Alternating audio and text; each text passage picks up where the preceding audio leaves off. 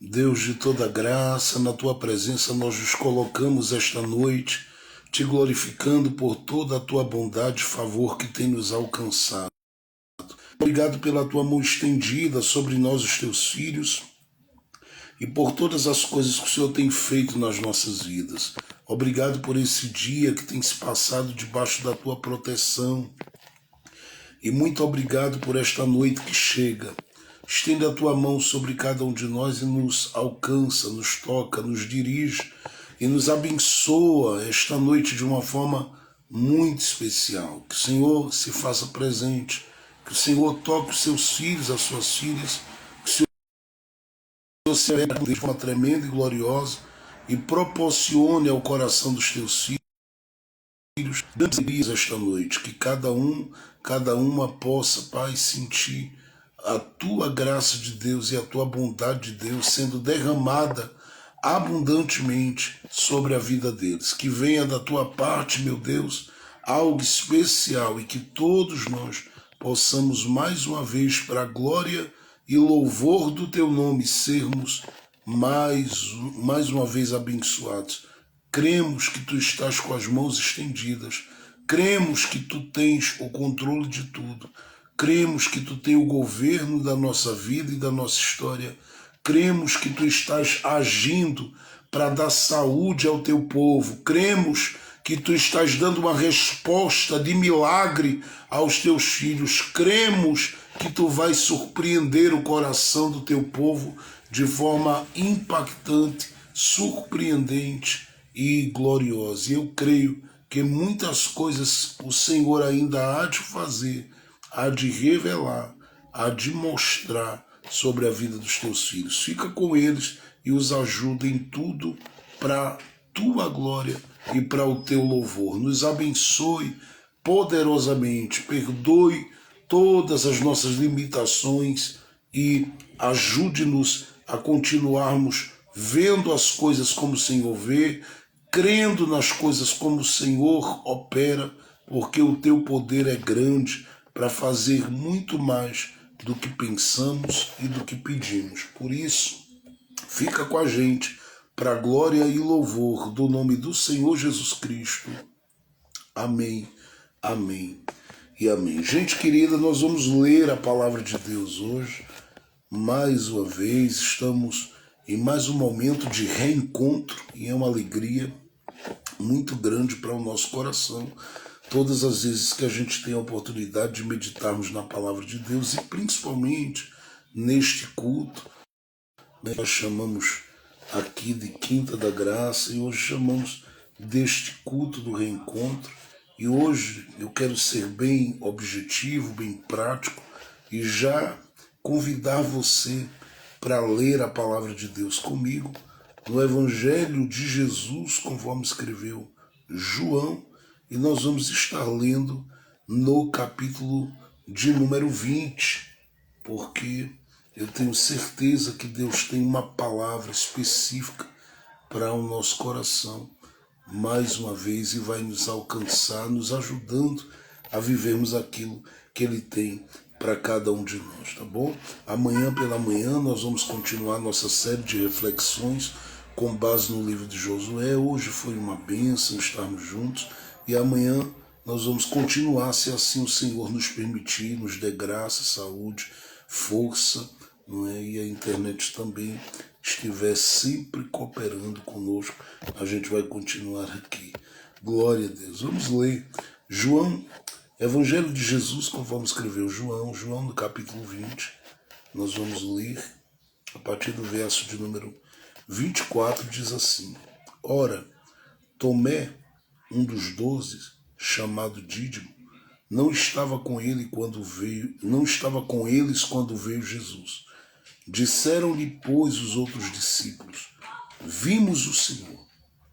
Mas ele disse-lhes: Se eu não vir o sinal dos cravos em suas mãos, e não puser o meu dedo no lugar dos cravos, e não puser a minha mão do seu lado, de maneira nenhuma o crerei.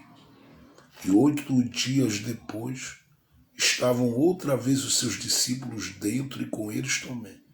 Chegou Jesus, estando as portas fechadas, e apresentou-se no meio e disse: Paz seja convosco.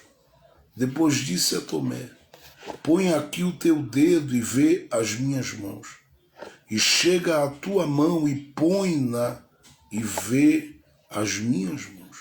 E chega a tua mão e põe-na no meu lado. E não sejas incrédulo, mas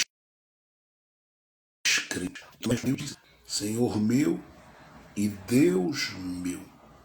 Disse-lhe Jesus: Porque me viste, crestes, bem-aventurado não vi.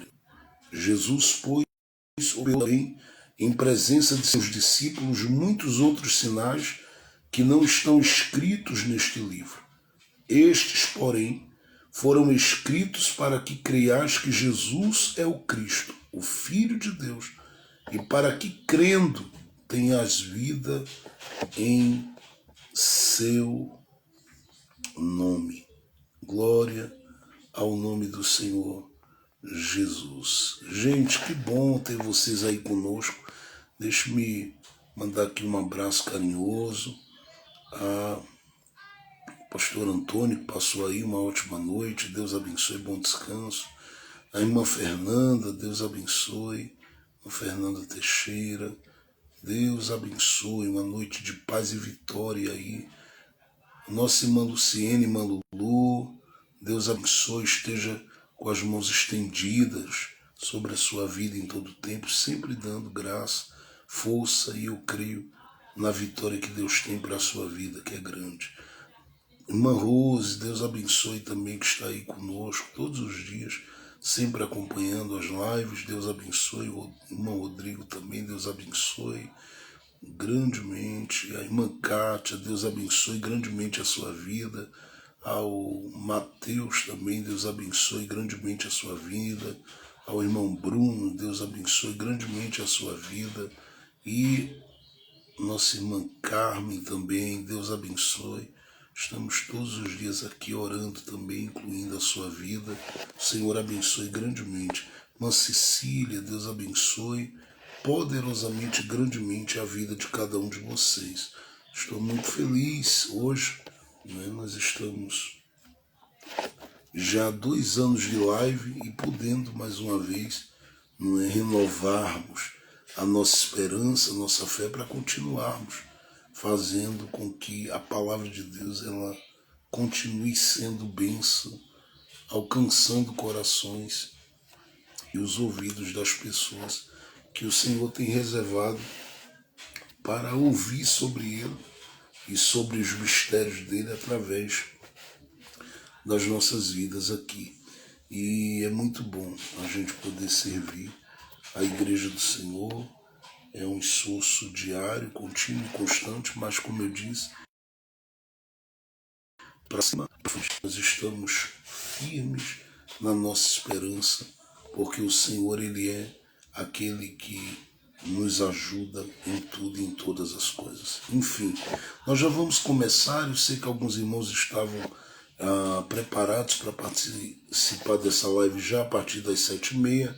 A gente entrou um pouco mais cedo, já fizemos aqui um momento de oração e agora nós queremos, observando o texto bíblico que a gente lê, extrairmos daqui algumas verdades preciosas para a nossa vida espiritual, de modo que a gente possa permitir que o Espírito Santo aplique essa palavra à nossa vida, à nossa caminhada, no nosso trajeto, na nossa jornada. Porque ninguém mais do que o Senhor sabe das nossas necessidades, das nossas petições, e ninguém mais do que Ele está trabalhando em nosso favor. E eu digo isso porque eu sei que Ele sabe de você, Ele sabe de mim, Ele sabe o que você tem colocado diante dEle e as respostas grandiosas que Ele ainda lhe dará. É muito bom a gente, sempre que tem um tempo livre, a gente observar os evangelhos, Mateus, Marcos, Lucas, João, e atentarmos para o evangelho de Jesus, apresentado por eles, desde o nascimento de Jesus, a sua vida, e sua obra, seus sinais, seus milagres. Também é bom a gente observar o livro de Atos dos Apóstolos, não é acoplado ou em paralelo ao Evangelho de Lucas, tanto quanto eu diria o Evangelho de Marcos também. É muito bom a gente perceber que nos Evangelhos Jesus tem uma igreja, e esta igreja ela não é a igreja cujos números aparecem ali com um prédio específico, com um espaço específico, com um lugar específico, com um CNPJ específico.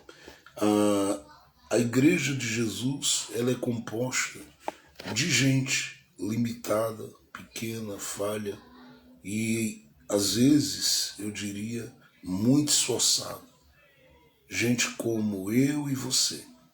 Quando a gente fala de qualquer outra coisa do ponto de vista religioso, a gente pode se referir à estrutura, ao prédio, a qualquer outra coisa. Mas olhar para a igreja de Jesus, atuando ou aparecendo nesse processo de formação e de moldura de Deus para ela, no Novo Testamento, é perceber uma igreja que se revela como uma igreja que cultuava nas catacumbas de Roma. É perceber uma igreja que, segundo o texto de Romanos, de quando em quando se achava ela adorando a Deus em casas. Paulo diz isso escrevendo aos Romanos, lá pelo final do livro, se achava cultuando e adorando a Deus em casas. Não somente ali, mas uma igreja que de repente ela foi vivenciando grandes coisas da parte de Deus nessa convivência, nessa comunhão entre irmãos, nesse alcance de irmão para irmão, neste abraço de pessoas que se abraçavam ou que oravam umas pelas outras. E isto é uma realidade bíblica que não se pode de forma alguma desconstruí-la. Porque olhar para o livro de Atos, por mais que a gente diga que algo foi estabelecido unicamente para a igreja primitiva, ela se torna um modelo de igreja para a vida de cada um de nós, com seus medos, com suas inquietudes, com suas preocupações, mas também com sua ousadia, com sua confiança no poder de Deus e com sua convicção da ressurreição de Jesus.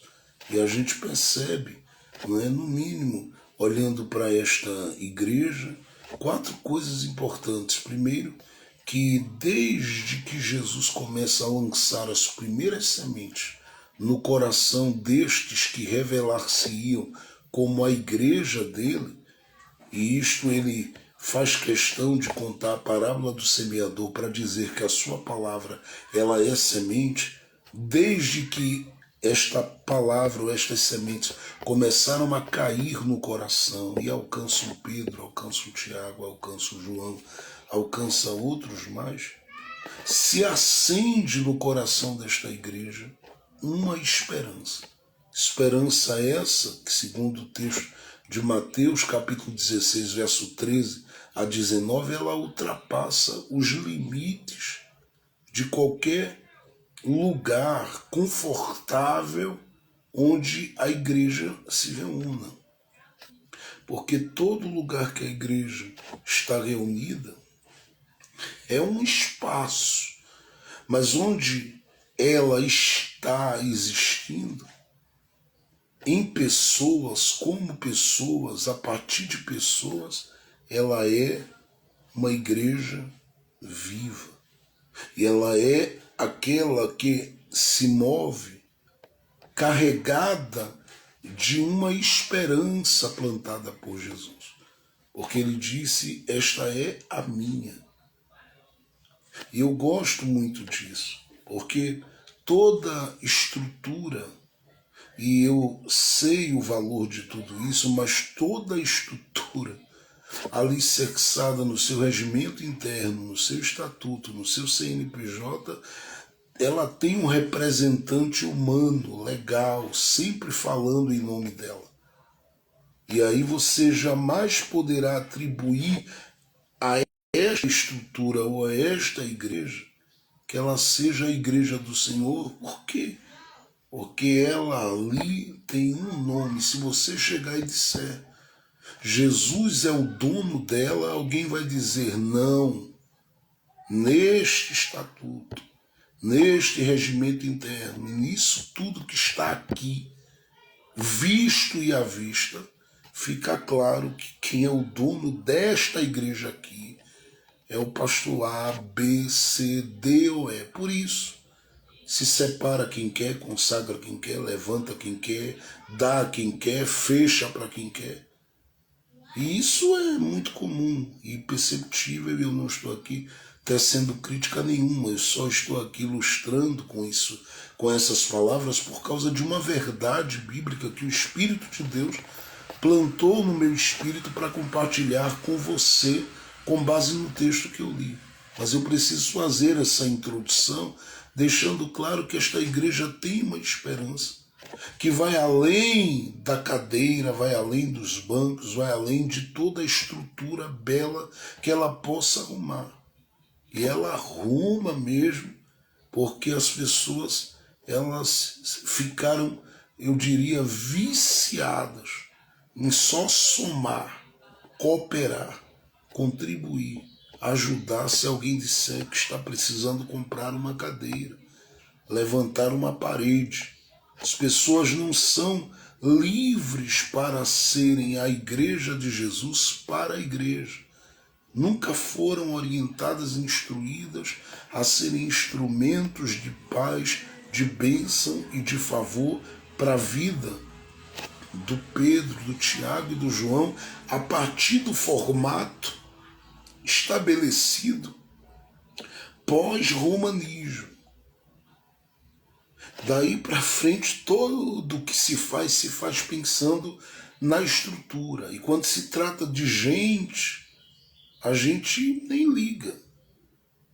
A gente chama qualquer projeto que envolva o coração de um homem e uma mulher de Deus de algo que merece ser desconsiderado. O que importa é se essa educação, essa estrutura está ficando de pé.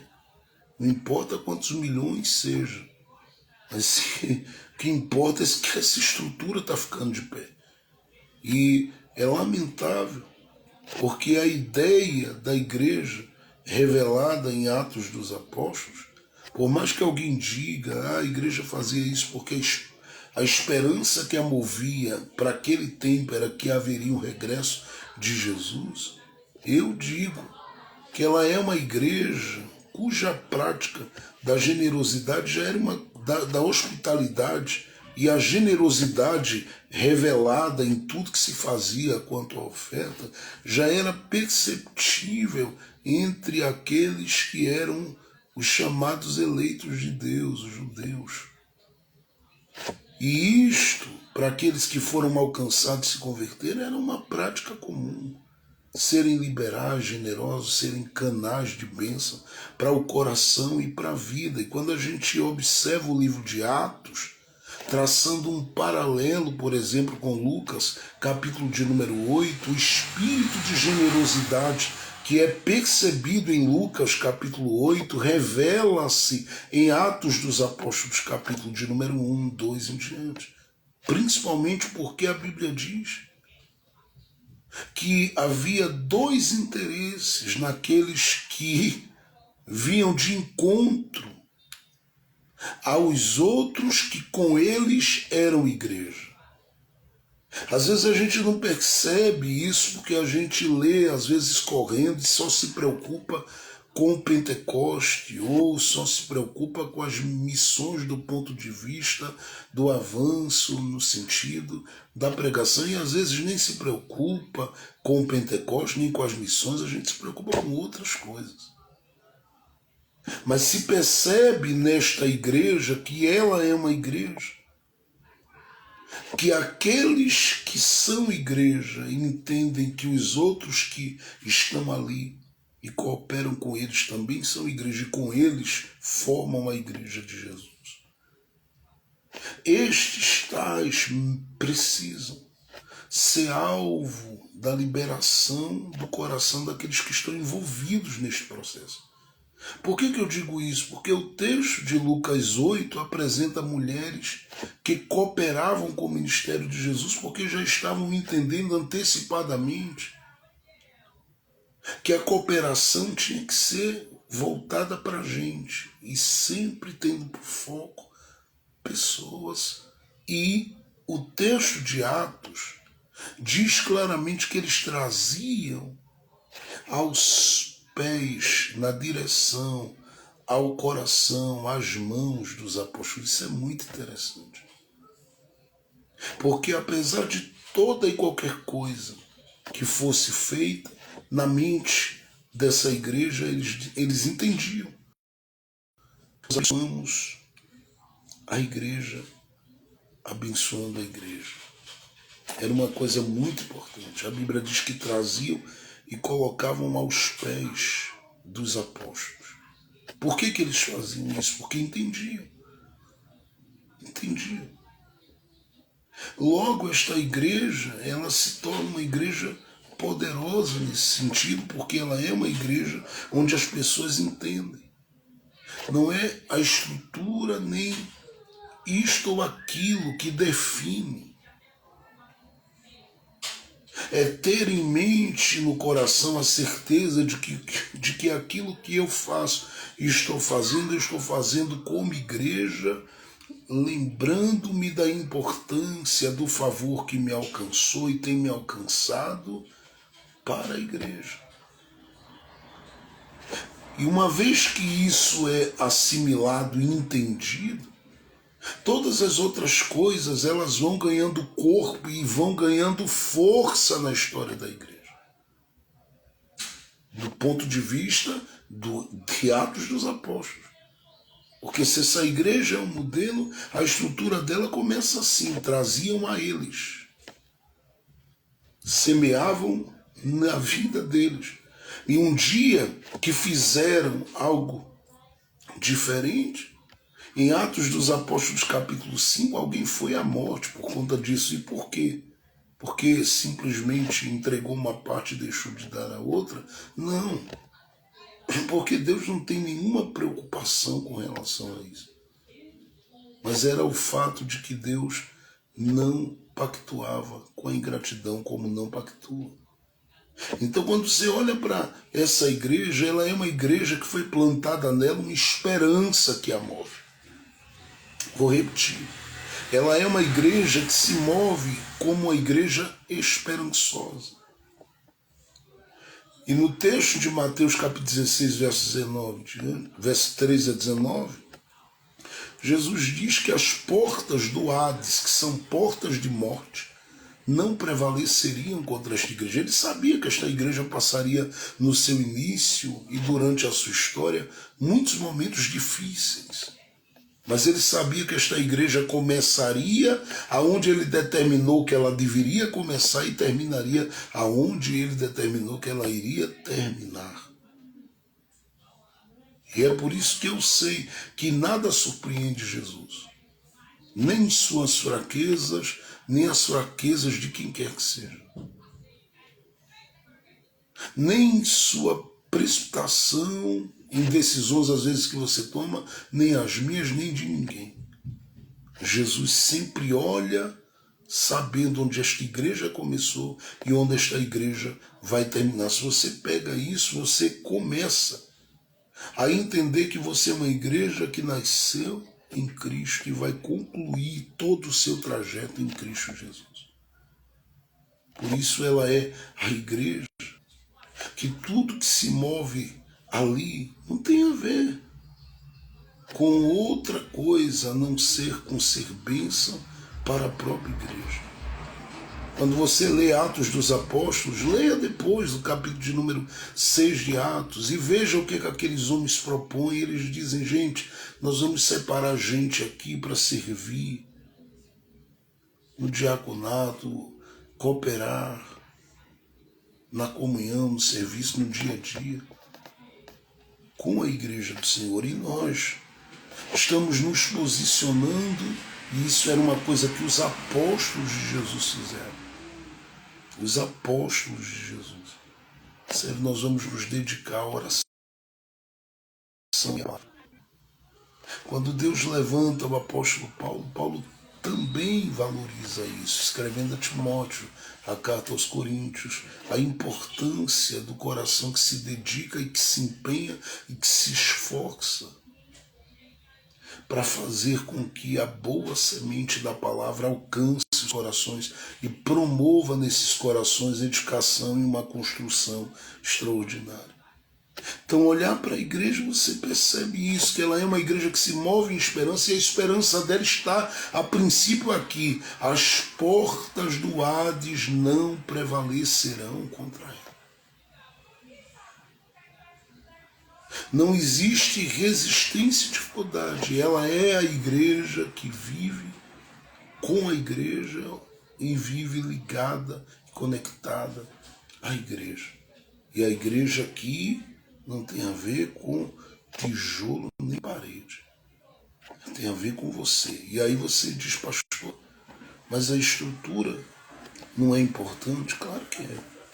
Mas o que eu estou falando aqui, em essência, é que você, como igreja, tem que manter a sua convicção e a sua certeza de que salvo é você, perdoado é você, justificado é você. Quem teve seus pecados expiados é você. E todos os dias você precisa se mover com esta convicção e com essa certeza de que em Cristo você tem uma esperança e ela está alicerçada em primeiro lugar nessa certeza que Jesus dá de que as portas da morte ou do Hades não prevalecerão contra a igreja. Uma segunda coisa significativa e importante sobre a esperança desta igreja é que a esperança que esta igreja tem, e isto é revelado em Atos dos Apóstolos, no capítulo de número 1, o verso principalmente de número 9, 10 e 11, ela tem uma esperança firme ou firmada nas promessas que Jesus fez do seu regresso.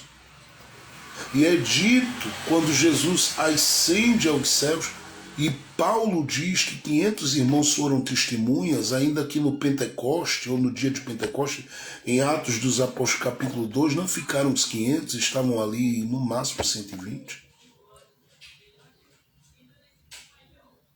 Esta igreja, diz a Bíblia, que no dia da ascensão de Jesus,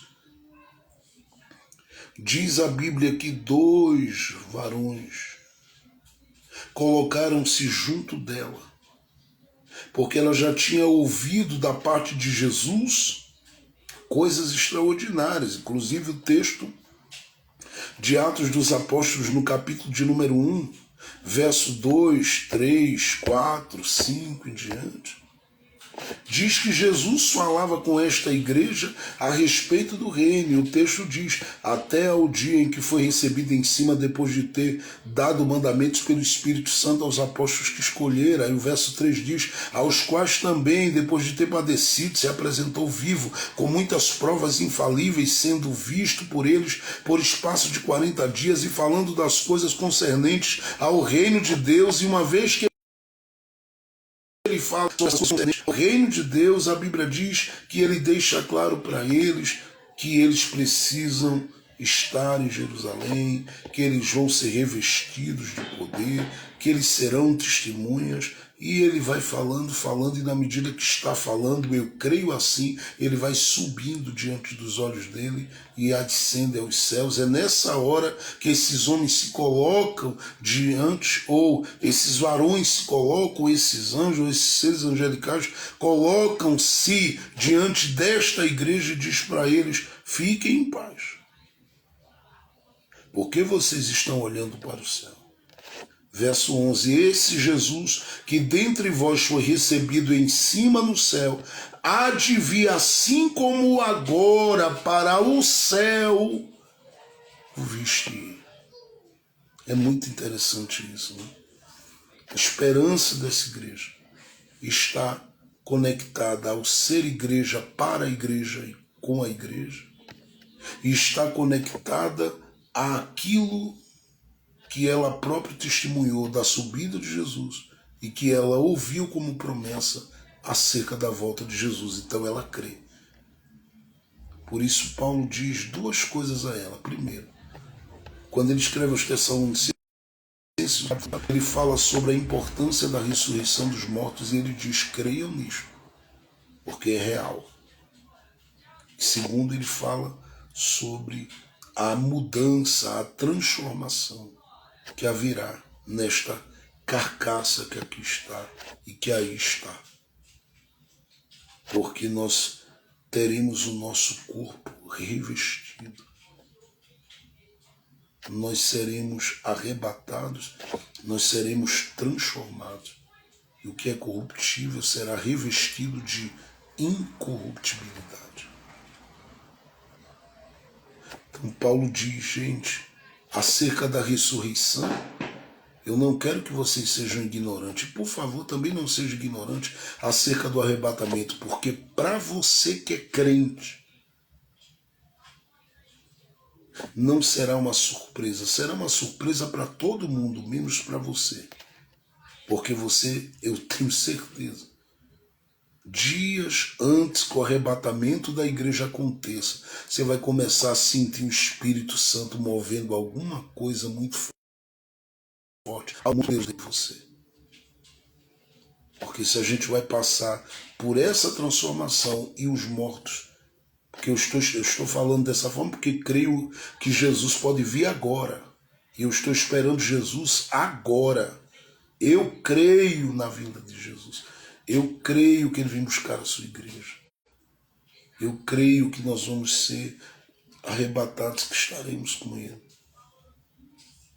Então, como eu estou esperando Jesus agora, eu sei que se ele vier agora, nós não vamos passar pela morte.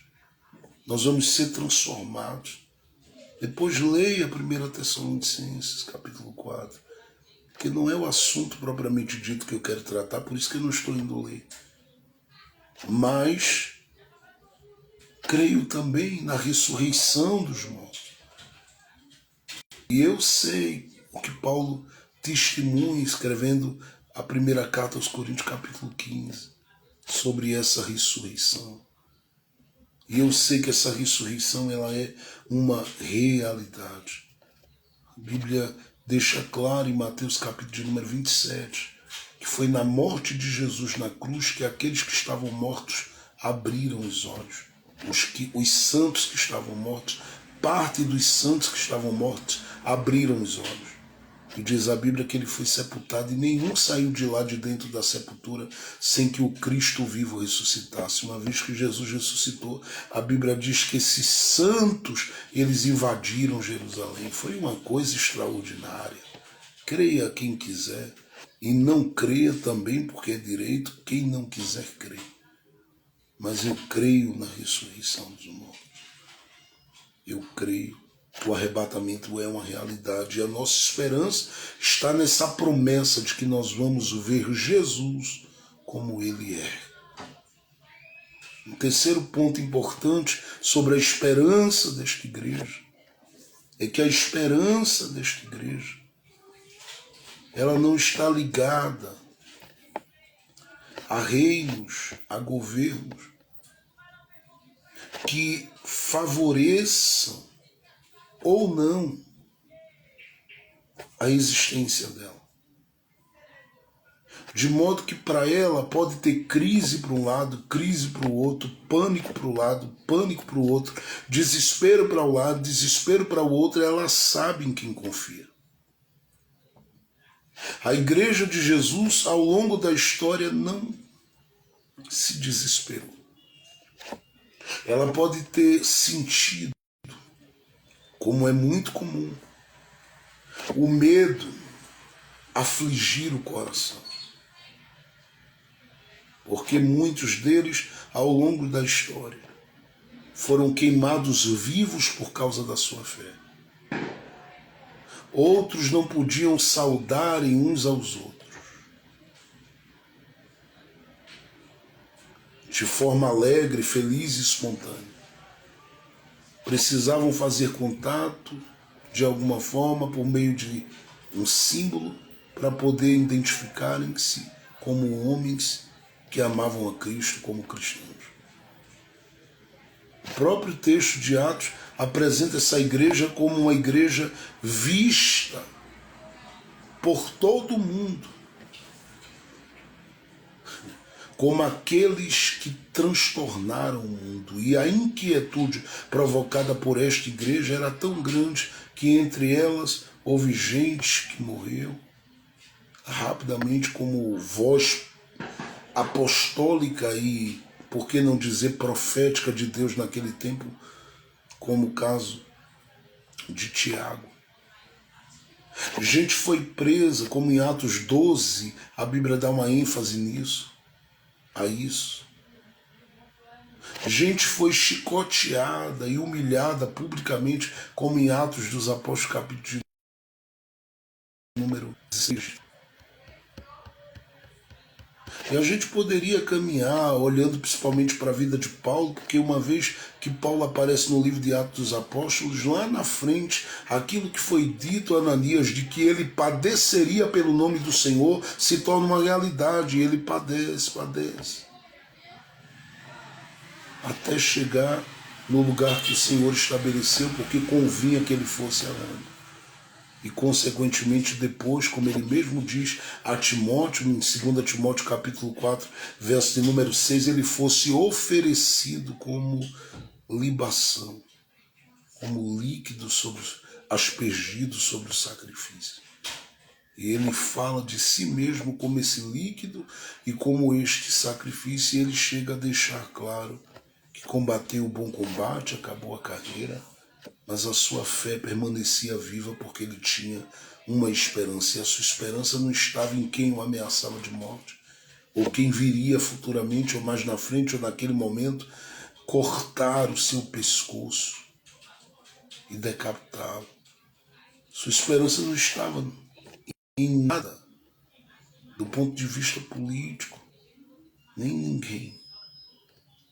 A esperança dessa igreja sempre esteve no seu Senhor. Leia 2 Timóteo 4, do verso 6 até o último versículo, e perceba as palavras de Paulo quando ele se vê em situação de pressão e de opressão, até mesmo cercado, segundo ele mesmo diz, por aqueles que queriam devorá-lo.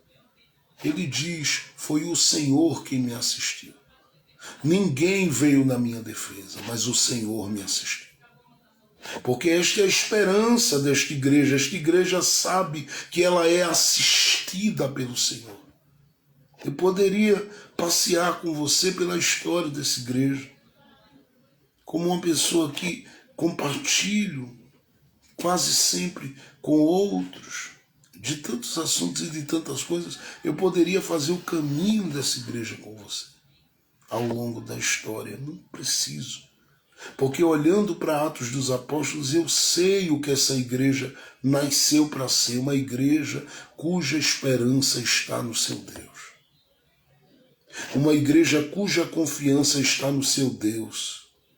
Uma igreja cujo movimento de vida está alicerçado nos planos e nos propósitos do seu Deus. Uma igreja que está firmada e tudo o que faz está sendo feito com base naquilo que seu Deus orientou. E por isso a Bíblia diz que esta igreja tinha da parte de Deus a confirmação sobre ela, e o Senhor confirmava. Por isso eu disse que ler Atos junto aos Evangelhos é super importante.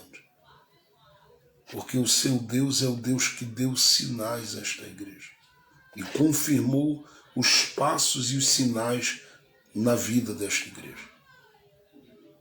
E esta igreja, para se transformar nessa igreja esperançosa, cuja esperança dela é o Senhor, e não importa o momento que está, ela foi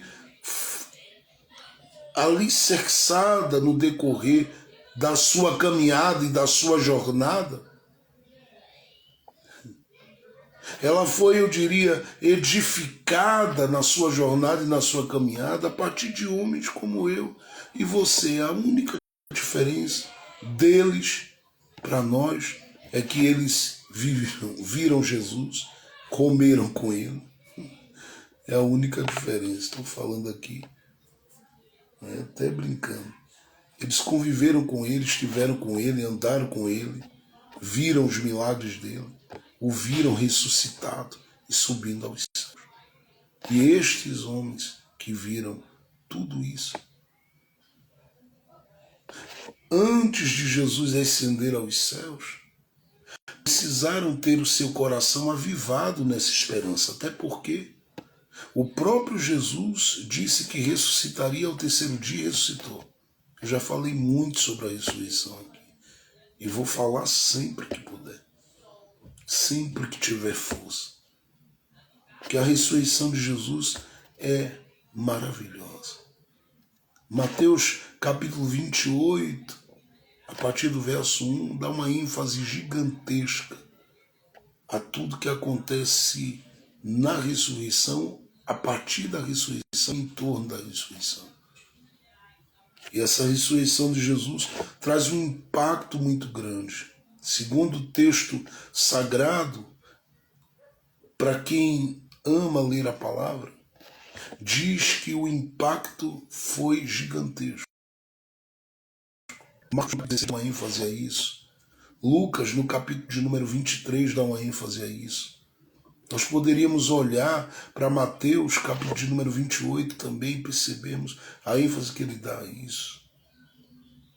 E por que não olhar para João, que deixa claro que as mulheres foram ao sepulcro e deixa claro que elas viram que o sepulcro estava vazio, receberam mensagem e voltaram.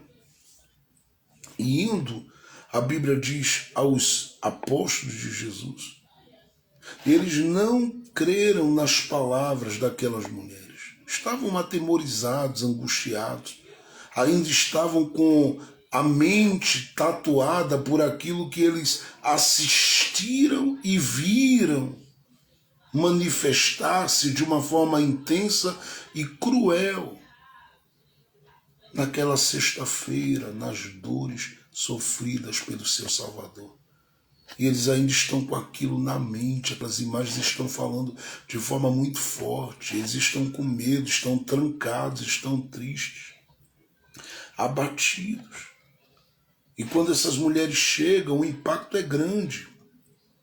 Os discípulos que estavam no caminho de Emaús, segundo o texto de Lucas capítulo 24, diz que eles, conversando com Jesus, disseram que as mulheres que trouxeram um anúncio de que o sepulcro estava vazio, deixaram a todos espantados. Todos ficaram surpresos, assustados, espantados. Ao ponto de João, no capítulo de número 20, versos 3 e 4, dizer que Pedro e João saíram dali de dentro e correram na direção do sepulcro. E eles não vão lá para ver se Jesus não está no sepulcro, é para confirmar se as mulheres falaram uma verdade, porque eles não criam nelas e nem na narrativa delas.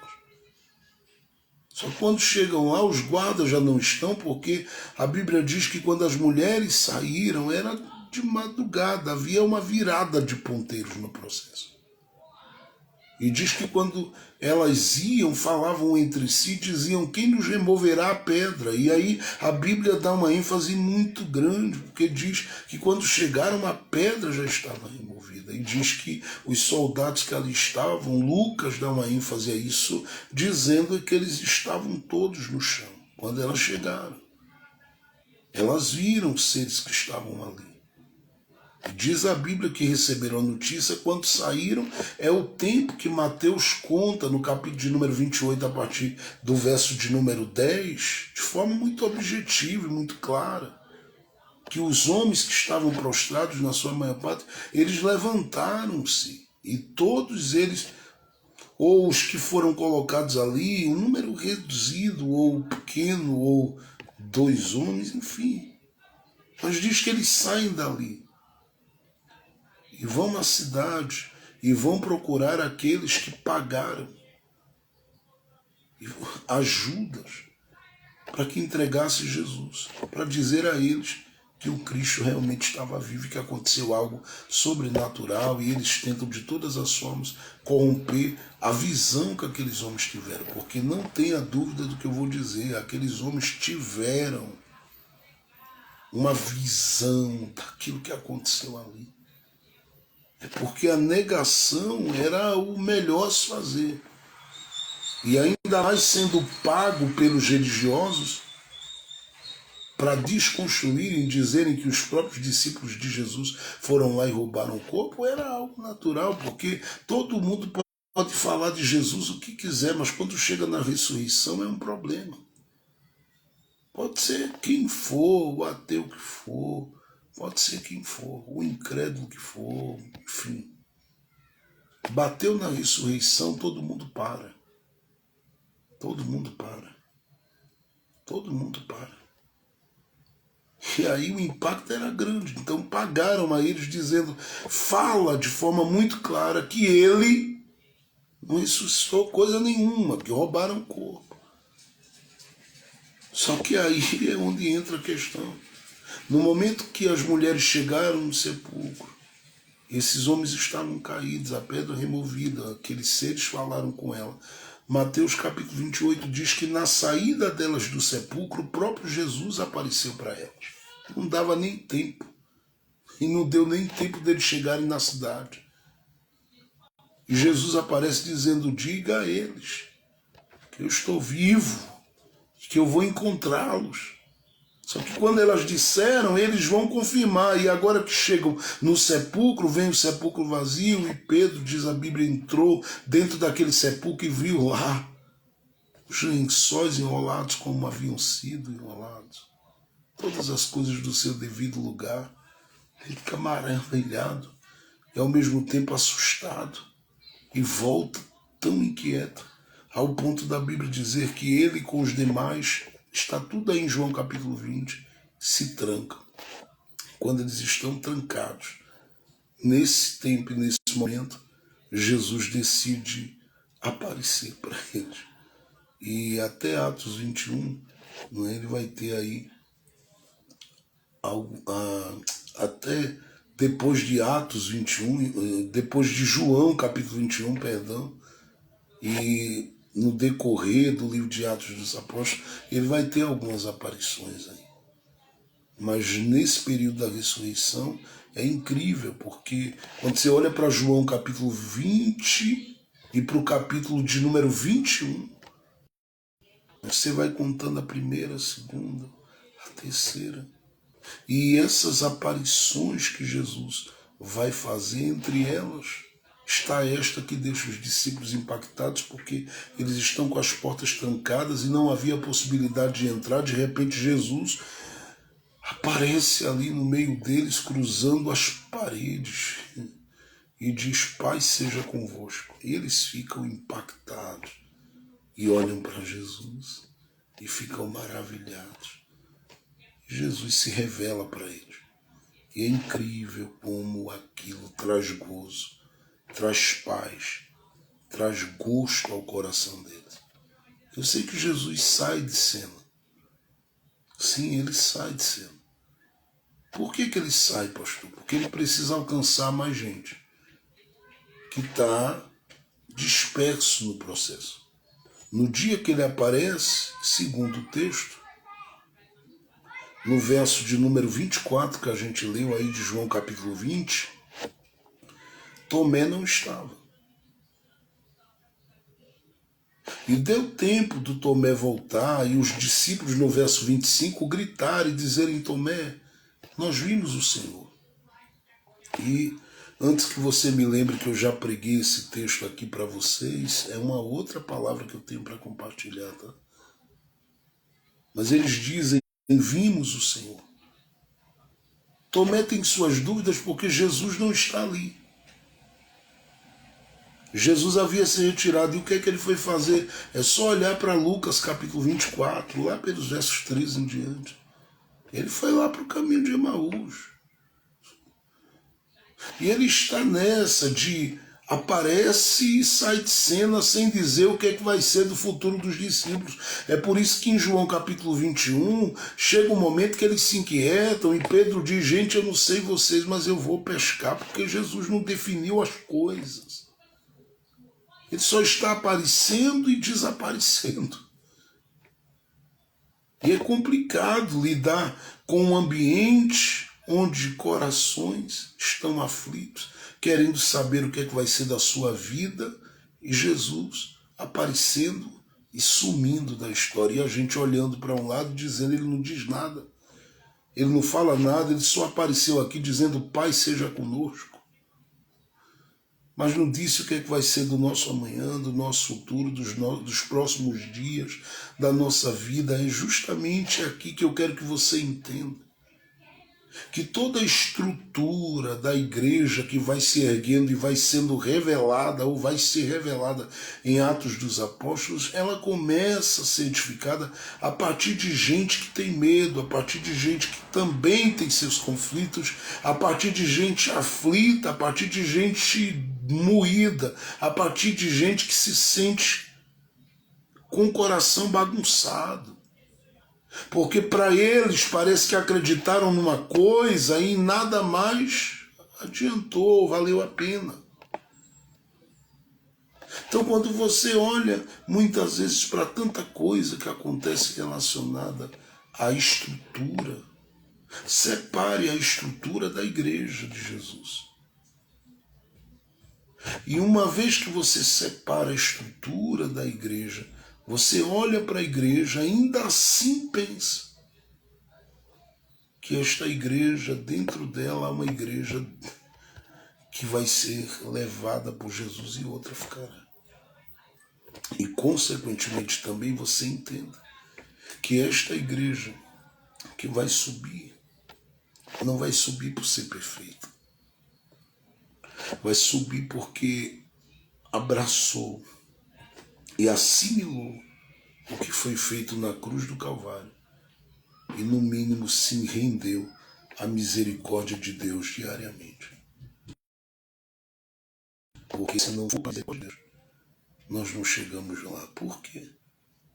Porque a semelhança de um Pedro, a semelhança de um Tiago e João e de outros mais, e eu poderia apontar inúmeros textos nos evangelhos para mostrar a fragilidade desses discípulos, mas não preciso, porque você já ouviu tanta gente cantar e pregar sobre isso. Mas eu podia apontar inúmeros textos aqui para tentar colocar você diante da realidade do perfil psicológico de cada um deles e mostrar a você quão limitado eles eram, apesar de serem instrumentos de Deus. Mas não preciso disso, eu preciso apenas que você olhe para este texto que a gente leu e perceba que Tomé é a revelação de cada um de nós, que como homens e mulheres que nos movemos diariamente nessa vida, temos as nossas incredulidades, temos os nossos medos, temos as coisas que às vezes assolam a mente e o coração da gente, e não há quem escape disso, gente. Você pode ter vivido momentos profundos na sua vida com Jesus, mas as subidas e descidas da vida, elas são uma realidade. Porque em você, em algum momento, vai haver uma manifestação de dúvidas que vão abalar toda a estrutura montada por Jesus na sua vida, na medida que foi acrescentando às suas experiências. Eu não estou dizendo que a experiência é invalidada, que a experiência é apagada. Até porque eu falei esses dias em um domingo pregando para vocês que ele dará grandes experiências ao seu povo antes do arrebatamento da igreja. Mas eu estou simplesmente dizendo que a gente se sente abalado. E observa, Jesus apareceu para os discípulos. Você imagina que se você fosse Tomé naquele dia, você ia voltar e ao ouvir que os discípulos viram Jesus, você ia pular de alegria? É claro que não. Eu tenho certeza que a gente não pularia, festejaria. Porque o que paira na mente é, se ele ressuscitou e ele não ficar conosco mais uns dias, nos dirigindo, direcionando em como responder às pessoas, como é que a gente vai lidar com as questões que estão se levantando? E lembre-se, havia gente já pronta para dizer, eles roubaram o corpo. Já havia outros que estavam prontos para partir para cima deles e querer prendê-los. Como em Atos dos Apóstolos, capítulo 3 e 4, é manifesto. Já havia gente querendo difamá-los. Então, diante dessa situação, pular, sem ter visto, não era nada fácil. Pastor, o senhor quer fazer uma defesa de Tomé esta noite? Não, eu quero que você cruze o seu coração com a palavra e perceba o quanto de Tomé está em você. Somente isso. E uma vez que entender o quanto de Tomé você tem, compreender que Deus não despreza nada em você. Você faz parte deste plano, deste projeto chamado igreja. Você é igreja. Você é membro do corpo de Jesus. E sendo membro do corpo de Jesus, todo o movimento da sua vida tem que ser consciente de que Ele te inseriu, te chamou, te escolheu e ponto final. Por quê? Porque você vai sentir os embates em alguns momentos pelos seus momentos de incredulidade. Você vai se sentir cobrado, você vai se sentir pressionado, e aí, como diz Apocalipse 12, verso 10, você vai se sentir acusado de dia e de noite. Você precisa firmar os seus pés nessa esperança que todo dia grita ao seu ouvido, dizendo a você: a igreja não foi edificada a partir de gente perfeita. Mas Deus trabalha com as nossas imperfeições e a partir das nossas imperfeições nos conduzindo e nos levando a níveis extraordinários e a coisas preciosas da sua parte, porque Ele é quem cuida de mim, Ele é quem cuida de você, Ele é quem cuida de cada um de nós. Glória a Deus. Então, olhando para esse texto, eu não sei se você ainda me dá tempo para falar aqui, mas eu quero tomar apenas alguns rápidos minutos, que a gente já está aqui há 55 minutos, praticamente 50 minutos falando. Mas eu quero olhar com você para esse texto para você perceber. O Tomé tinha saído. E a gente sabe que essa coisa de sair do meio e isolar-se é comum. Principalmente quando o ambiente é aquele ambiente onde tem gente que está ali, viu o sepulcro vazio e está com medo porque tinha não dado crédito às palavras das mulheres. E nem as do próprio Jesus, que disse que ressuscitaria. E isso não desconstrói a vida de nenhum deles. Porque fazer esta afirmação é dizer que eles estavam lidando com a sua humanidade. Então aqui no meio ninguém tinha condição de se levantar e dizer: Tomé, você não tem condições, Tomé, de continuar aqui ou de ficar no meio da gente. Por quê? Porque você é um incrédulo. Ele poderia olhar para todo mundo e dizer, mas vocês também o deixaram, e vocês também são incrédulos, e vocês também descreram, segundo eu estou sabendo, até as mulheres que viram lá Jesus e tudo, isso, aquilo e tal, vocês descreram. Elas viram a pedra removida, soldados caídos, tudo, e vocês ainda foram lá olhar. É por isso que quando ele fala, ninguém ousa dizer nada com ele. Ele entra no ambiente como quem está vindo de fora, diz, olha gente, eu voltei. Porque eu fui buscar nessa minha andança pela vida. Deus abençoe o William, dom divino, olha aí, Deus abençoe.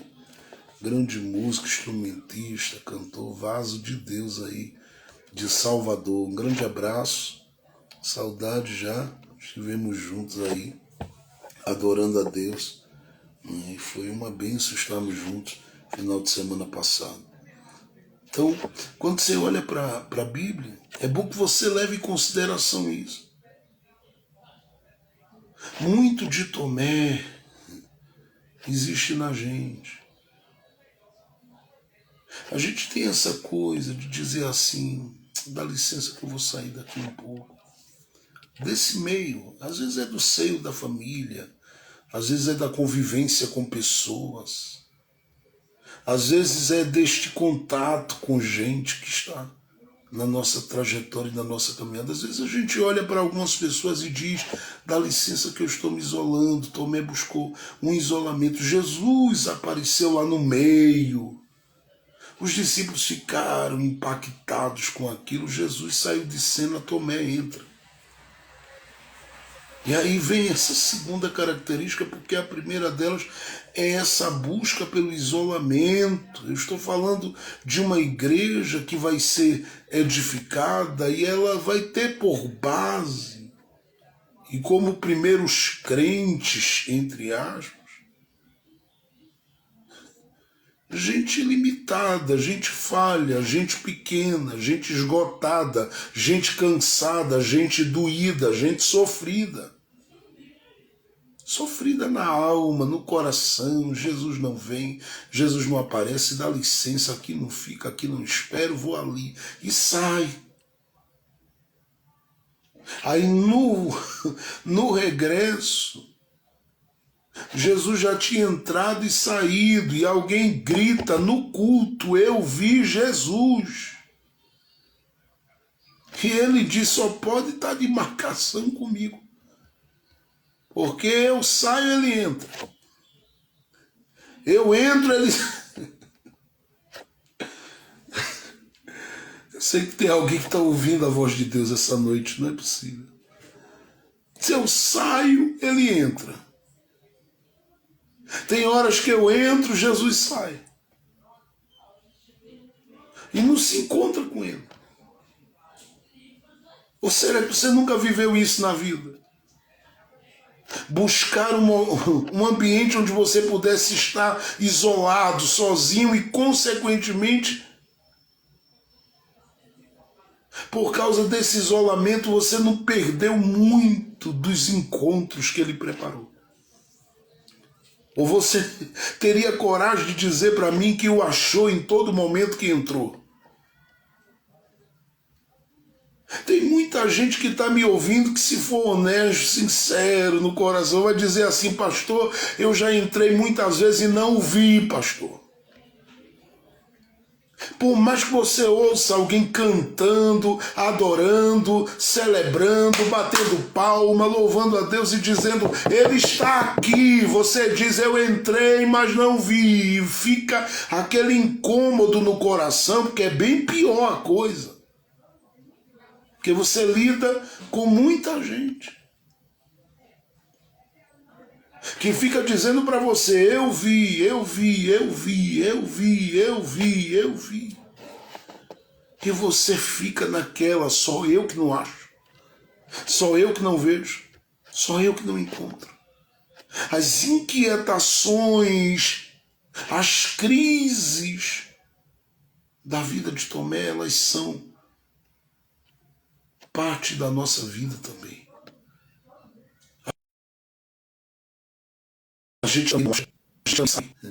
a gente também se isola. Então, se a gente vai falando alguma coisa aqui, eu estou falando justamente desse coração que não lida bem com promessa, com ausência e com notícia de ressurreição. E parece bom, né? Ó, Jesus já apareceu. E daí? Aí você olha e diz assim, não, eu estou falando que Jesus apareceu. O coração não pula, não celebra, não festeja. E você diz, por quê, pastor Jefferson? Isso acontece? Acontece de uma forma muito clara, muito objetiva na vida de cada um de nós. Porque a gente simplesmente é humano. A gente tem hora que a gente não quer estar perto de ninguém, se isola. Tomé se isolou, Jesus apareceu, aí ele volta, Jesus saiu. E a gente vive essa coisa de entrar e ele não está, e de sair de repente ele chegar. A gente não tem o relógio dele nas mãos. A gente tem o Espírito Santo dele que nos impulsiona, que fala, que nos dirige. Quando a gente permite que ele fale, que ele dirija. Mas tirando isso, na nossa jornada, tem muitos dias que a gente entra e não vê. Tem muitos dias que a gente canta e não sente. Tem muitos dias que a gente prega e não sente. Tem dias que você vai resolver e ele parece que não está. Tem dias que você diz, vai abrir e não abre. Tem dias que você entra e diz assim, chegou a hora, e de repente não chegou nada. Tem dias que as coisas parecem não acontecer.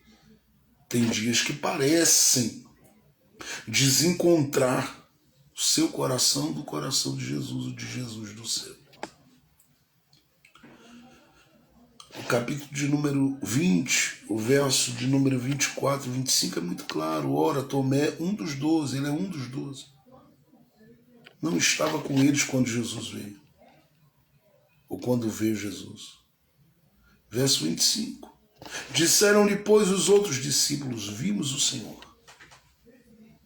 Vimos o Senhor. Escute isso. Tá? Vimos o Senhor. Isso incomoda ou não? Pastor, por que eu entro? Por que eu estou? Por que eu congrego? Por que eu canto? Por que eu faço parte aqui e ali? Todo mundo vê, menos eu. Eu estou buscando. Por que não vem? Por que não me levanta? Pastor, eu já ouvi tanta gente dizer que foi curado, e comigo. Pastor, eu já ouvi tanta gente dizer que ele abre a porta, e comigo.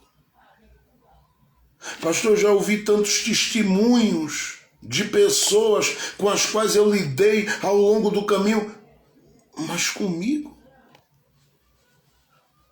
Não há um testemunho, não há um sinal, não há nada sobrenatural, não existe nada acontecendo. É o momento que você entra, ele sai, você sai, ele entra.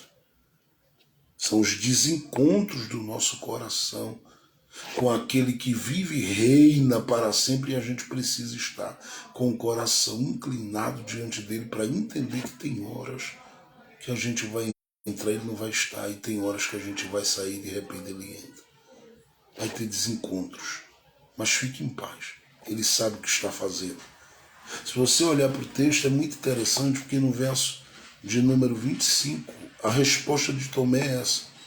Mas ele disse-lhes, se eu não vir o sinal dos cravos em suas mãos, e não puser o meu dedo no lugar dos cravos, e não puser a minha mão no seu lado, de maneira nenhuma o crerei.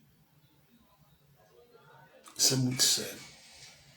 Porque quando ele diz isso, talvez na agenda de Jesus, Jesus dissesse assim, hoje ainda eu volto lá. Mas aí você lê o verso 26 e o texto diz assim, e 8 dias depois estavam outra vez os seus discípulos dentro daquele ambiente, com eles Tomé, dessa vez ele estava. Mas quantos dias depois? 8, quando chegou Jesus. E aí fica uma pergunta, por que que 8 dias depois e não antes? O que é que Jesus tem mais a fazer do que socorrer a minha alma em dúvida? Eu estou falando com alguém esta noite, gente. É um tempo de aprendizado e de sermos edificados a partir da palavra. O que Jesus tem mais a fazer? Bom, ele não vive dando satisfação do que faz, do que está fazendo ou do que vai fazer. Ele só apenas nos deixa esperar. E este é um grande problema porque ele sabe o relatório que as pessoas trazem. Ele sabe a forma que as pessoas nos enxergam. Ele sabe a forma que as pessoas falaram da aparição dele para a gente. E ele sabe muito bem que no meio disso tudo a gente está numa situação, mas tão extrema de crise na alma, tão extrema de crise no espírito, tão extrema de crise no nosso interior, que o nosso posicionamento passa a ser este posicionamento que a gente olha para Jesus, ou para quem nos informou sobre a ressurreição dele, e diz: se ele não mostrar as mãos, eu não creio. Só que aqui eu preciso abrir para fazer uma coisa importante. Por que, pastor, o senhor quer fazer essa colocação agora? Eu quero fazer essa colocação, gente, porque eu sei que tem gente que está aí que precisa mesmo disso aqui. De quê, pastor Jefferson? De ver Jesus mostrando as mãos. E o Espírito de Deus me parou, foi justamente aqui. Porque a igreja que Jesus vai edificar é esta igreja, marcada por gente que diz: se eu não ver as mãos, eu não creio. E aí a gente dá uma ênfase. Olha, permita-me, não é uma defesa de Tomé, apesar de que eu posso defendê-lo lendo a Bíblia como outros leem. Não é uma defesa de Tomé. Você percebe que isso aqui é algo só para aqueles que têm um coração na palavra. Essa live aqui é só para quem gosta disso mesmo, quem gosta da Bíblia.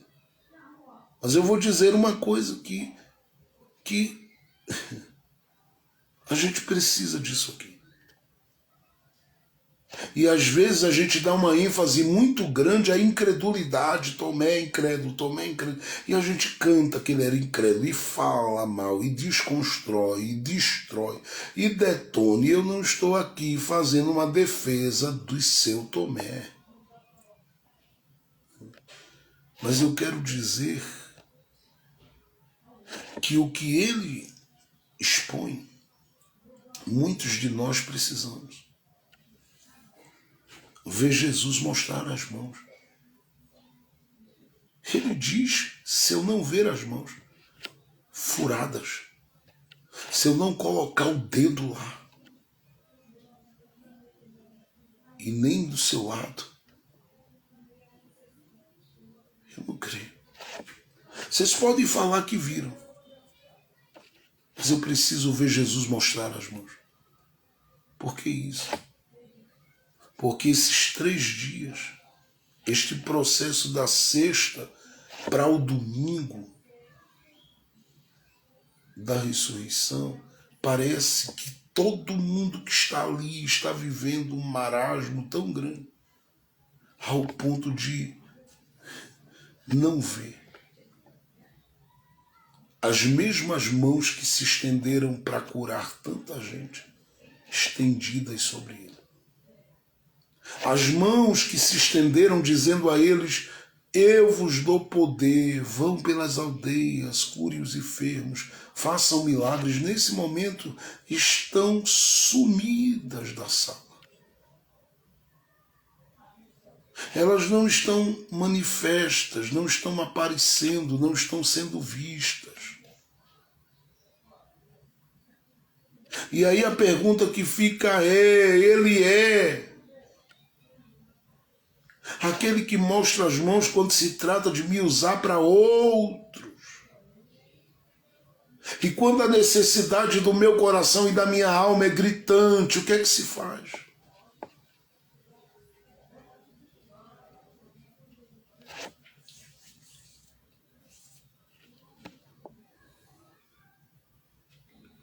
Tem muita gente que está me ouvindo hoje, que se eles pudessem falar nesta noite, eles abririam a boca e diriam: pastor, me deixa dizer algo aí.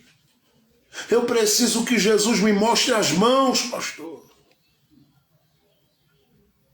É gente que está na caminhada, mas não vê. Estou falando com alguém, né? É gente que canta, mas não vê. É gente que muitas vezes está trabalhando para Jesus, mas não vê as mãos.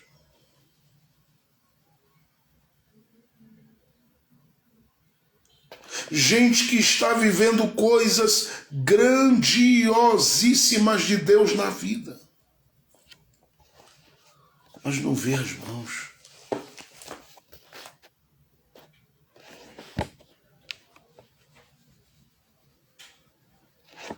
Gente que tem coisas de Deus grandes na vida, mas não vê as mãos. Eu estou falando com essas pessoas, com gente que precisa entender que para ser igreja não é com uma fachada de que você é. Não. Você também é igreja nesses momentos aqui. Eu vou repetir, você também é igreja nesses momentos que você diz: me mostre as mãos. Só creio se ele mostrar as mãos. Por quê? Porque ele entende o que a ausência dele é capaz de provocar, o que informações sobre a ressurreição são capazes de provocar. Ele sabe que tem gente que não quer viver de contos, ainda que não seja conto, entende? Mas para alguns parece. Por quê? Porque Jesus não apareceu para ele.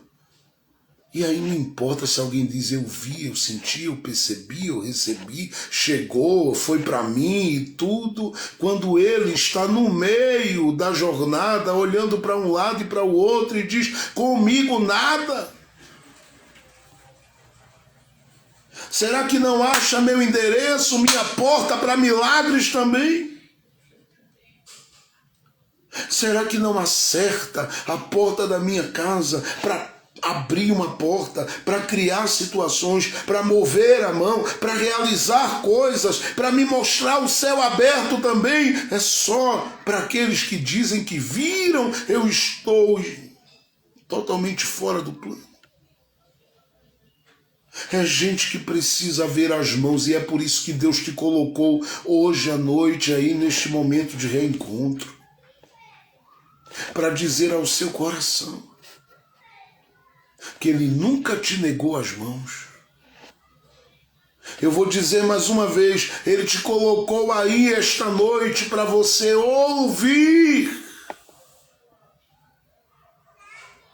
que ele nunca te negou as mãos.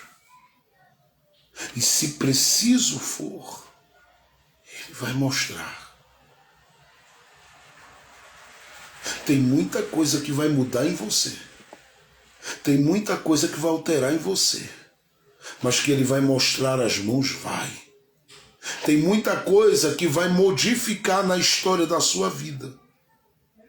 Mas que Jesus vai mostrar as mãos, vai. Olha o que o texto diz no verso de número 26, 27, 28, e aí a gente já sabe agora. E 8 dias depois estavam outra vez os seus discípulos dentro e com eles Tomé. Chegou Jesus estando as portas fechadas e apresentou-se no meio e disse: paz seja convosco. Verso 27. Depois disse a Tomé: põe aqui o teu dedo e vê as minhas mãos. Olha elas aí. Eu não sei quem está crendo, mas ele vai estender as mãos. Eu estou profetizando esta noite, gente. Eu estou sentindo meu corpo todo arrepiado. Eu estou sentindo Jesus aqui dentro da minha vida por meio do seu Espírito Santo.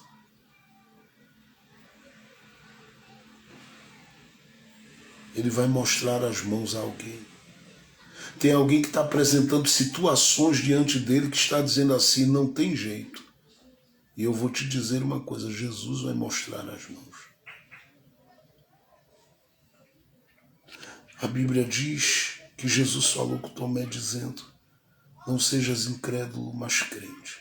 Verso 28. E Tomé respondeu e disse-lhe, Senhor meu e Deus meu. Disse-lhe Jesus, porque me viste, Tomé, creste? Bem-aventurados que não viram e creram. Jesus, pois, operou. Olha o que o texto diz. Preste atenção nisso. Jesus apareceu na outra vez, anteriormente, e você lê o capítulo 20 de João e não tem registro de outras coisas, entende aí? Ele some, sai de cena. Aí Tomé volta. Aí quando entra, os discípulos dizem, nós vimos. E aí todo mundo arrebenta com Tomé, porque ele diz, eu só creio se eu ver. Mas não é ver qualquer coisa, ele disse, eu quero que ele me mostre as mãos e o lado. Olha o que o pedido de Tomé resulta. Olha no que o pedido de Tomé vai resultar. Leia o texto sagrado e perceba. Disse-lhe, olha aí, verso 29, disse-lhe Jesus, porque me viste, Tomé, creste, bem-aventurados que não viram e creram. É verdade. Verso 30, olha o que ele diz. Jesus, pois, operou também em presença de seus discípulos muitos outros sinais que não estão escritos neste livro. Ele fez coisa que ninguém nunca havia visto e que não foi registrado no texto apresentado por João. Claro que ele fez milagres que eles já tinham visto. Estou falando de coisas num nível maior, mais aprofundado, extraordinariamente impactante, coisas surpreendentes. A Bíblia diz que ele fez agora simplesmente por quê? O que você acha que Jesus, depois que aparece, fala com Tomé, começa a fazer milagre na vida de todo mundo? Simplesmente porque um meio problemático ali na sua fé, com relação à sua fé, deu uma olhada e disse, eu quero que ele me mostre as mãos. Então ele começa dizendo toca e depois eu opero. Eu não sei quem está recebendo, mas eu estou liberando uma palavra profética para a sua vida e deixando claro para você. Talvez hoje o que ele está desejando é que você não peça com o coração incrédulo, mas com o coração crente, de que ele pode mostrar as mãos a você. Que mãos, pastor? Estas aqui, que operaram sinais que João disse, não dá para registrar aqui no livro, gente. Porque tudo que registramos aqui é só para vocês crerem que Jesus Cristo é o Filho de Deus. Aí no verso 31. Mas continue crendo que ele está mostrando as mãos. Porque eu estou colocando o relato de Tomé aqui para dizer que Jesus ainda mostra as mãos a quem busca, a quem pede, a quem bate na sua porta, a quem está dizendo eu quero ver. E eu creio que ele vai mostrar as mãos para liberar algo que vem sobre a sua saúde, sobre a sua vida, sobre a sua história. Ser capaz de aparecer e mostrar as mãos a alguém que revelou-se titubeando ali quanto à sua confiança, a sua crença e a sua fé, quanto mais a você que crê. Talvez hoje a maior necessidade da sua vida é que Jesus lhe mostre as mãos. E eu creio que Ele está operando neste dia. Eu creio.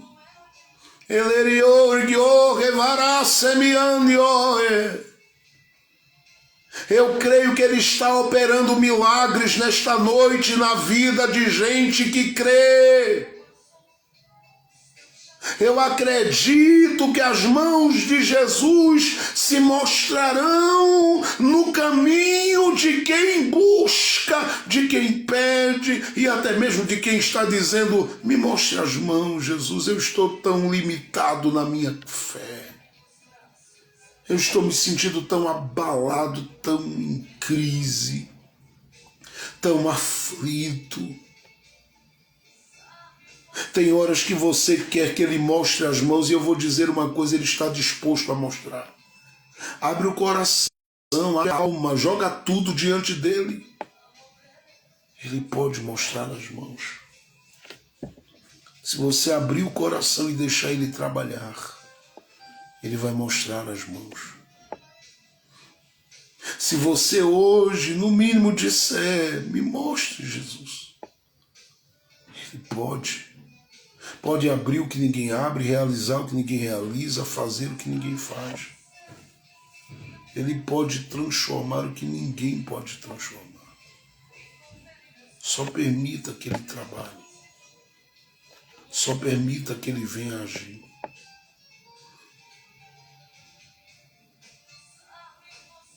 Só permita que Ele venha mostrar os céus abertos sobre a sua vida. Tem algo muito poderoso de Deus que está sendo liberado esta noite para alguém. Olha, a Bíblia deixa claro que foram 8 dias depois que Tomé viveu a experiência com Ele. Eu não sei quanto tempo Ele precisa para mostrar as mãos a você. Talvez seja hoje à noite, talvez amanhã. Talvez depois de amanhã, mas uma coisa eu sei, que Jesus ainda mostra as mãos, Ele ainda mostra. E Ele vai agir nas tuas necessidades e nas tuas petições. Por isso, pelo amor de Deus, por mais que você se sinta fragilizado, não baixe a cabeça, não fique aí angustiado, isolado, abre o coração, fala, põe para fora, chora junto de gente que ora com você, mas diz: eu quero tanto ver Jesus mostrar as mãos. Ele vai mostrar as mãos dele na sua existência, na sua história e na sua vida. Pai Celestial, muito obrigado por esta noite. Muito obrigado por todas as coisas que o Senhor já tem falado ao nosso coração. Continua abençoando os nossos irmãos e irmãs e conduzindo os passos, a caminhada, a jornada dos teus filhinhos, das tuas filhinhas, em tempos de bênção e de vitória. Eu te peço, ó Deus, mostre as mãos na vida, Senhor, do Genivaldo, mostre as mãos na vida da irmã Fernanda, mostre as mãos na vida do irmão Souza, mostre as mãos na vida da irmã Érica, mostre as tuas mãos na vida da irmã Luciene, Pai, da irmã Lulu, Senhor, mostre as tuas mãos na vida da irmã Adriana Florencio, na vida da irmã Heralda, na vida da irmã Rosália, na vida da irmã Amanda, na vida da irmã Cristina, mostre a tua mão na vida da Rayane, mostre a mão na vida da irmã Luciana, mostre as mãos na vida da irmã Wanda, mostre as mãos, Jesus, porque nós somos teus, tu és nosso, nós te pedimos, mostra as tuas mãos e opera sinais e milagres, porque aonde há alguém, mesmo com a porta fechada, dizendo: Deus, mostra a sua mão, o Senhor mostra para operar além dos milagres que nós vimos. E eu acredito, meu Deus, que tu és o Deus que se revelou para Tomé. Eu acredito que tu és o Deus que se revelou para aqueles homens que estavam ali com medo. estenda a mão sobre nós. Oh, mostra as tuas mãos. Mostre as mãos na vida da irmã Eunice, do irmão Clóvis, da irmã Paula, Senhor. Mostre as mãos na vida da irmã Kátia, da irmã Lu, Senhor. Mostre as tuas mãos, Jesus. Ele guiando reviva-se-me. E me ouve dias-tinai. Neriar guiando guiando rebiando como venia me voriminia-se. Endiastinanda e norgonomudia da gemenergia minha. Nós estamos diante de um Deus vivo. Mostre-nos as tuas mãos, Senhor. Abra as portas de novo. Realize milagres de novo. Entre com provisão de novo. Mostre as tuas mãos na vida do pastor Gilvan, da pastora Eliane, na vida da missionária Érica ali na Itália. Mostre as suas mãos na vida do pastor Tiago e da família dele ali em Moçambique. Mostre as tuas mãos naquela igreja que começa a se erguer naquela área tão carente da tua graça e do teu poder. Mostre as tuas mãos. Eu te peço, mostre as tuas mãos na vida da irmã Carmen. Mostre as tuas mãos na vida da irmã Renata Santos. Mostre as tuas mãos para a tua glória e para o teu louvor na vida da irmã Cessa. Mostre as tuas mãos, meu Jesus. Nós nos apropriamos da tua palavra, da tua presença. Oh, nós estamos sentindo a tua glória de Deus em nós. Mostre as tuas mãos para curar, para restaurar, para renovar, para fazer milagres. Que seja assim na nossa vida, Senhor, hoje, agora e para todo sempre, em nome do teu Filho Jesus. Amém, amém e amém. Glória a Deus. Que Deus continue com as mãos estendidas sobre a sua vida. Uma ótima noite, carregada da bênção de Deus.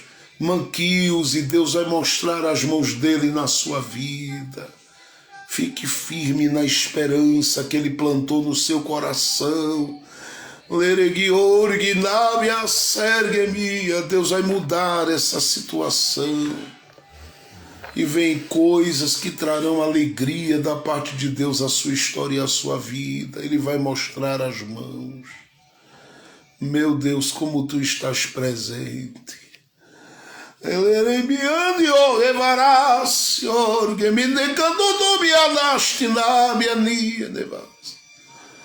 Tem gente aí que verá uma porta grande se abrindo, eu sei. Porque Jesus vai mostrar as mãos. Tem gente que Deus vai fazer coisas tão poderosas e preciosas. Quando olhar para trás, vai agradecer, porque Ele mostrou as suas mãos. Ele vai mostrar as mãos dele, irmã Danda, Ele vai mostrar as mãos.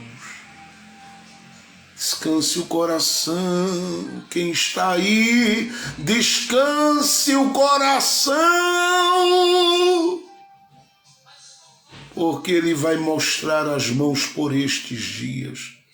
Você vai testemunhar, você vai dizer, mas pastor, não é que Jesus colocou as mãos dele na situação, pastor, e o nome dele foi glorificado.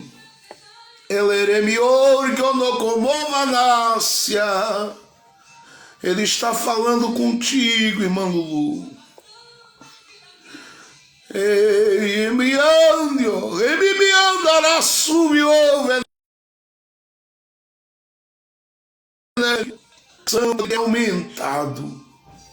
O vale pode parecer profundo, mas Ele está estendendo as mãos dele nesta noite.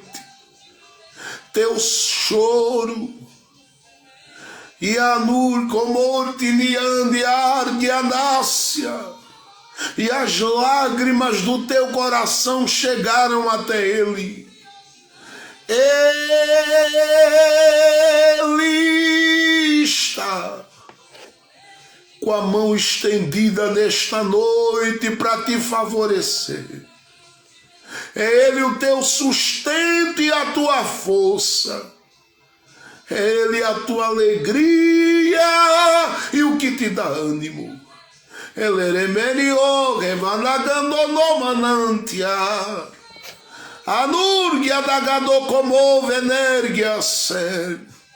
Laradur gondo como manada nio revara semia baia no como manada cando que menevia. Eleriarador guiova na chamado geve vara semia anderio alabararga da cando menerevia. Algo muito forte de Deus sendo liberado para ti. Ele está com as mãos estendidas e nada vai impedir o levantar de Deus em teu favor.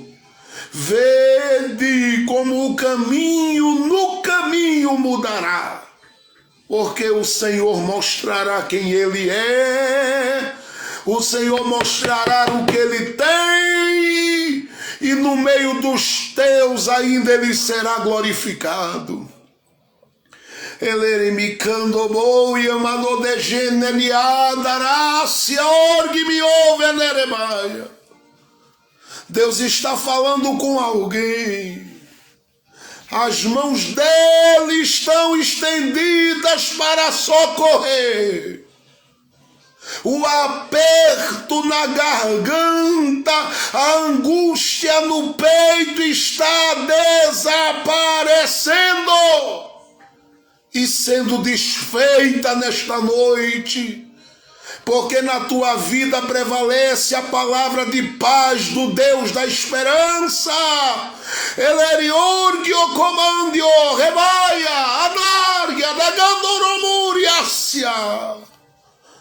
Prepara o teu coração para as alegrias que virão, para as bênçãos que Ele vai liberar sem medida sobre a tua casa, sobre ti e sobre os teus. É tempo de mudança, é tempo de renovação, é tempo de milagre, é tempo de vida, é tempo de saúde, é tempo de paz, é tempo de sorrir, é tempo de cantar. Laioio comovas. Nariaramurgi, Nicandoriori, Mineremia, Nanacando Comandia, Leriguergi, Adasti, Nevanu, Comuti, Assemia. Deus está com as mãos estendidas. Jesus está com as mãos dele, socorrendo alguém. O teu limite não é o limite de Jesus. A tua crise não é crise para Jesus. Teu medo não é medo para Jesus. Ele vai entrar contigo naquele lugar. E Ele vai entrar com alguém da tua parentela dentro de um lugar. A decisão está sendo alterada hoje à noite para beneficiar quem tem direito, porque quem não tem direito já foi fazer alargo, ergo, remibando comantia. uma entrada em um ambiente no replaciado emenúrio alabanurgi querebaia do comova nakando kemeneria ser a da comantia devácia para ler Godoromoria naradacando quemeio. Eita, que mistério forte hoje à noite aqui. Alabarácia, alargio comandio, rebias tenácia. Alguém ia corromper alguém para falar com outros e algo ia sair das mãos de alguém que tem direito para que alguém usufruísse sem ter direito. Mas Deus está mudando a sentença e fez alguém dizer: aqui não, aqui não, aqui não, aqui não, que é certo. Deus está sendo glorificado e tu vais contar o que Deus fez, porque o tempo dele é chegado em teu favor e em favor dos teus. Meu Deus, muito obrigado pela tua presença esta noite. Continua abençoando o teu povo para a tua glória, para o teu louvor, no nome do Senhor Jesus Cristo. Amém e amém. Amanhã você não vai acordar para más notícias, amanhã você vai acordar para boas notícias, notícias de vitória, de milagre, de portas abertas, de causas resolvidas, de saúde que chegou para os teus. A mão do Deus vivo está estendida sobre ti e aquele que te guarda está guardando a ti e aos teus. Descansa o teu coração, porque o que faz parte do plano dele para ti, ninguém vai tomar, ninguém vai tirar, ninguém vai invalidar. Deus será glorificado e o tempo de Deus é chegado. Que o amor dele, a graça de Jesus, a consolação do Espírito Santo esteja sobre a sua vida hoje, agora e para todo sempre. Amém e amém. Uma ótima noite carregada de paz e vitória. Deus esteja contigo. O Senhor te dará bons sonhos e amanhã, uma manhã de vitória. Deus abençoe a todos. Amanhã pela manhã, 8 horas, estaremos aqui ao vivo para a glória do nome de Jesus. Um beijo no coração e na alma. A paz do